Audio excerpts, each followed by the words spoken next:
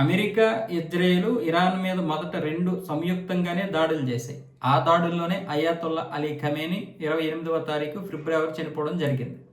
ఆ తర్వాత 2 నెలల పాటు సంయుక్తంగానే దాడులు చేశాయి.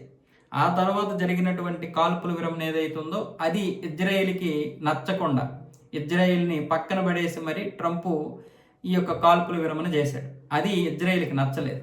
దాంతో ఇజ్రాయెల్ పక్కకి వెళ్ళిపోయింది. పైగా అమెరికా ఇజ్రాయెల్‌ని పక్కన పడేయడమే కాకుండా ఇజ్రాయెల్ మీద కూడా అనేక చవాకులు, అవాకులు పేలింది.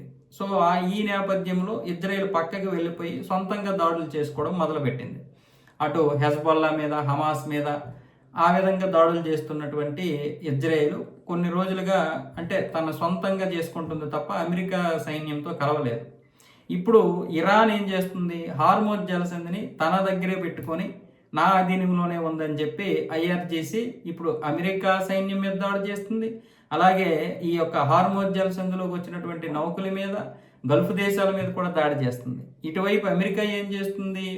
హార్మోజ్ జలసంధి మా ఆధ్వర్యంలోనే ఉందని చెప్పి అటు ఐఆర్జీసీ మీద అలాగే మిగతా ఇరాన్కి చెందినటువంటి నౌకల మీద దాడులు చేస్తుంది. ఈ నేపథ్యంలో అమెరికా ఇరాన్కి చెందినటువంటి సైనికుల మీద ముఖ్యంగా ఈ సైనిక కార్యకలాపాలు జరగకుండా ఇరాన్ని గట్టి దెబ్బ తీయాలని ప్లాన్ చేసింది. ముఖ్యంగా ఈ యొక్క విద్యుత్కి చెందినటువంటి విద్యుత్ కేంద్రాలు అలాగే రిఫైనరీల మీద దాడి చేయాలని చూస్తుంది. దీనికి ఇజ్రాయెల్ అయితేనే కరెక్టు.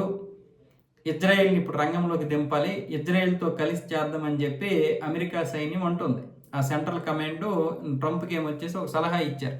ఇప్పుడు ఇజ్రాయెల్ను కూడా కలిపి దింపడానికి ప్రయత్నాలు జరుగుతున్నాయి. ట్రంప్ దీని గురించి ఇంకా తన సోషల్ మీడియా ట్రూత్లో పెట్టలేదు, కానీ సెంట్రల్ కమాండ్ మాత్రం ట్రంప్కి విషయం చెప్పిందంట. దీని గురించి ఇప్పుడు ఇంటర్నేషనల్ మీడియాలో కథనాలు వస్తున్నాయి.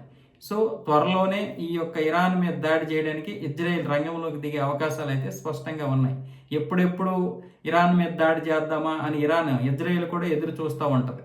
ఇక ఇరాన్ మీద దాడి చేయడము అంటే ఎంత ఇష్టమో అంటే మనం పాకిస్తాన్ మీద దాడి చేయడానికి ఎంత ఇష్టం చూపిస్తామో ఆ విధంగా ఇరాన్ మీద దాడి చేయడానికి ఇజ్రాయెల్ కూడా అంత ఇంట్రెస్ట్ చూపిస్తుంటారు. సో ఈ నేపథ్యంలో ఇప్పుడు ఇజ్రాయెల్ కూడా రంగంలోకి దిగితే ఇరాన్కి చాలా గట్టి దెబ్బ ఇది.